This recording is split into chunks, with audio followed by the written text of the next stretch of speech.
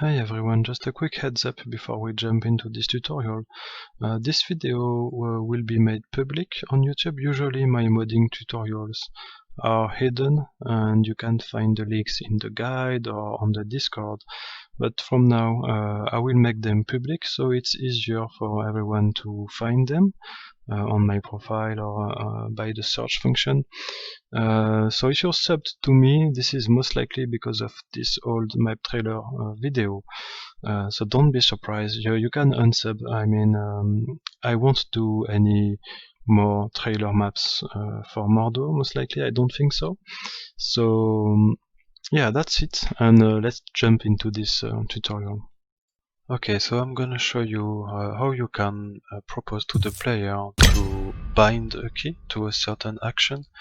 Here, for example, for the force push in the mod that I'm working on, the player can select any key that he wants, and I'll show you how you can do this right now. So the first thing you have to do is to add the action key in the editor. And to do this, you actually have to edit the project settings. It's lagging a bit, and you look for action mapping, and you will find this list of actions. Most of the ones from the game are here, not all I think. But anyway, you will want to add yours, so you simply click on the plus here. And this will add your new action that you want to bind. You can decide what default key it will be, and ultimately this will have no effect in the game to add this action mapping here.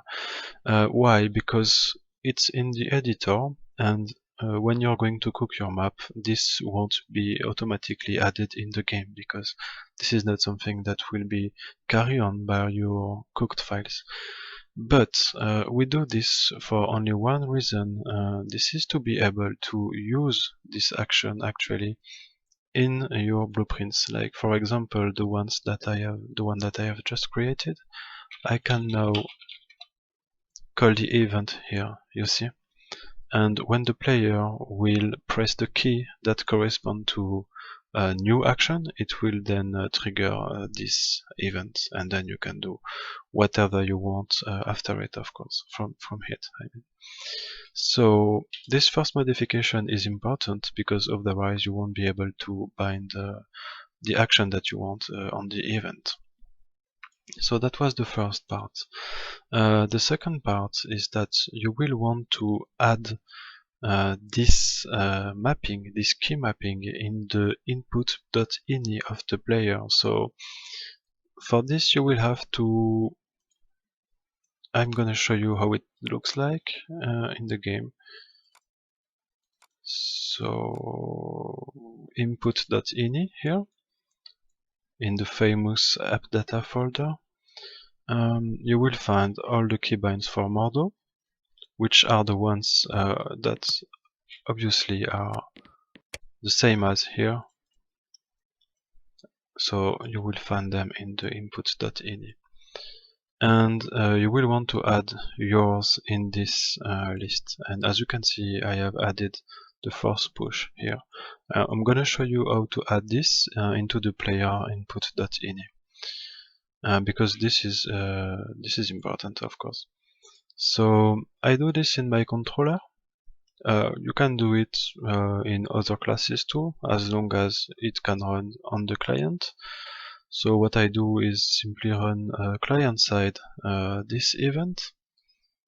You will want to get Mordhau input, and from here you get the action mappings. This will actually retrieve all the information from the input.ini, and you will have all the keybinds in here, in this array. So you parse this array, and what I do in my case, I do a first verification, is that create the action key in the Mordhau inputs if it does not already exist, of course. So I first check if it already exists or not. by breaking the structure, looking for the name, and simply setting a boolean for it. I'm sure you understand all of this. If you don't, then you're probably in a tutorial that is a bit too advanced for you. So once it's completed, I will check if I have found one, and if I haven't found any mapping for it, I will add my custom action mapping into the inputs.ini. Okay, in here, action mapping, and you simply add the action key, and you decide here what will be the default for it. And once you have added it to this array, you have to save settings, and this will save the input.ini file of the player.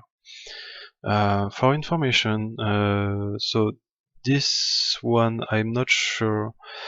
It's really no, it's for the project's default. So this is something that you won't be able to use with Mordhau. And this one could be interesting, but I'm not sure what to do from here. You're supposed to add a key here. The thing is, if I want to make a key, I don't find one. So, or maybe that's when you, let me check real quick. Okay, you can do this. Okay, so you can bind like this, but I'm not sure what to do with this, but actually that's something that could be interesting. So yeah, so once you have saved the settings, the binding has been added here in the player input.ini. And so from here, when you will press the bind, it will execute the action force push. Okay, so this is the first step, and if you want the player to be able to modify this key binding, you can do it through a widget. I'm going to show you how. So you use, it's called the key selector, I believe. Yes, input key selector. And you will have different parameters for it. You can allow gamepad keys for it. Which key you want to press to escape, the selection of the key once you started editing it, sorry. And you will find two events for it. I use onKey selected. This one is selecting key changed.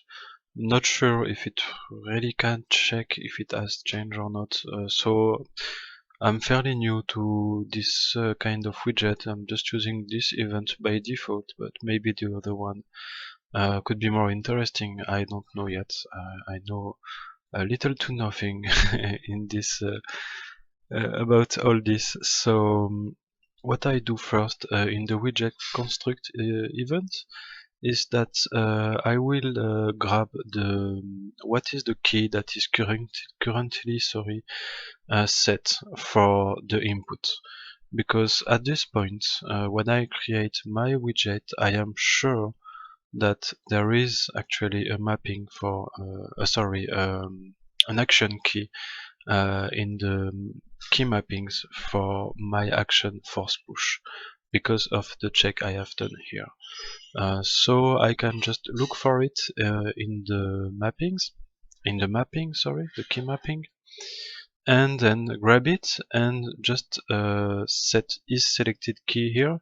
This is the widget key selector, the input key selector, and this is to be able to display to the player what is the I did change level. I did not want to. I need to go on my server because the widget won't work in local.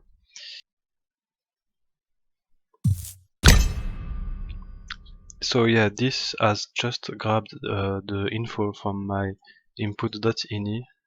Here the key is E, and I have Alt pressed with it. So this displays it by default. So that was the goal of this little script here. And to manage the modification, so this is on the event of the push key input key selector. What I do, let me check. So you get the selected key here. It's an input chord.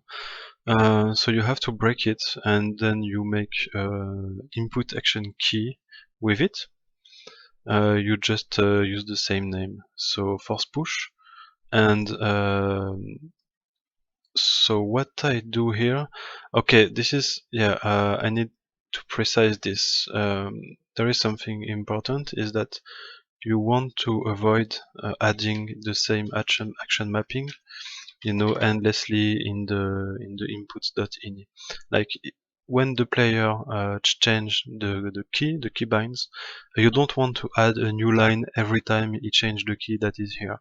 It will work, but at the end, all of this key will work for the action, and this is not clean job from you. So you will want to keep only one clean line for your action mapping, and that's why I get all the keybinds, and I look for the one that is force push, just to get the index here, and then in the array I set the element with the modified input action key that the player has just selected. Okay, I think this is pretty clear. I think the picture is more clear than my words, but you'll get you get the idea, I'm sure. And then just don't forget to save the settings. And by doing so, it will be always saved, like it was Alt E. Now I will make it Control Z, and you will see that if I load the level again, sorry, it has obviously it has saved and reloaded the correct binding, and the force will be on this new bind that I have just selected. Okay, so that's it for today, and see you later, guys.